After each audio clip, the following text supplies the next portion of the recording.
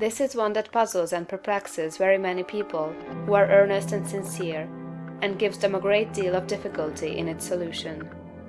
When they start out to make something of themselves and to practice the science of being great, they find themselves necessarily compelled to rearrange many of their relationships. There are friends who perhaps must be alienated. There are relatives who misunderstand and who feel that they are in some way being slighted. The really great man is often considered selfish by a large circle of people who are connected with him and who feel that he might bestow upon them more benefits than he does. The question at the outset is it my duty to make the most of myself regardless of everything else? Or shall I wait until I can do so without any friction or without causing loss to anyone? This is the question of duty to self versus duty to others. One's duty to the world has been thoroughly discussed in the preceding pages, and I give some consideration now to the idea of duty to God. An immense number of people have a great deal of uncertainty, not to say anxiety, as to what they ought to do for God.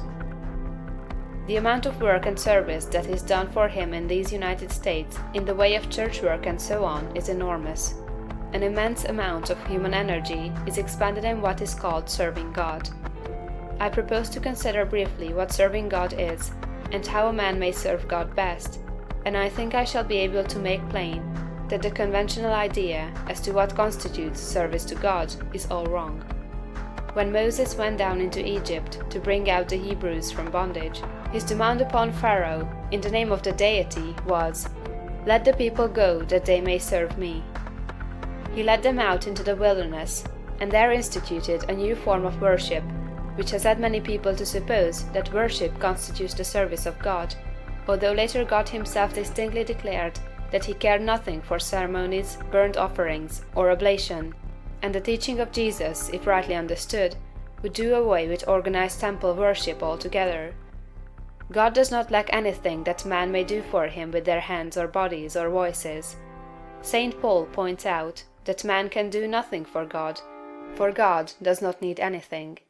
The view of evolution that we have taken shows God seeking expression through man.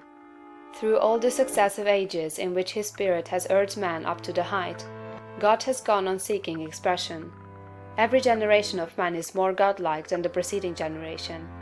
Every generation of man demands more in the way of fine homes, pleasant surroundings, congenial work, rest, travel, and opportunity for study than the preceding generation. I have heard some short-sighted economists argue that the working people of today ought surely to be fully contented because their condition is so much better than that of the working man 200 years ago, who slept in a windowless hut on a floor covered with rushes in company with his pigs. If that man had all that he was able to use for the living of all the life he knew how to live, he was perfectly content, and if he had lack, he was not contented. The man of today has a comfortable home and very many things, indeed, that were unknown a short period back in the past, and if he has all that he can use for the living of all the life he can imagine, he will be content. But he is not content. God has lifted the race so far that any common man can picture a better and more desirable life than he is able to live under existing conditions. And so long as this is true, so long as a man can think and clearly picture to himself a more desirable life, he will be discontented with the life he has to live, and rightly so. That discontent is the Spirit of God urging man to do more desirable conditions. It is God who seeks expression in the race. He works in us to will and to do. The only service you can render God is to give expression to what He is trying to give the world through you.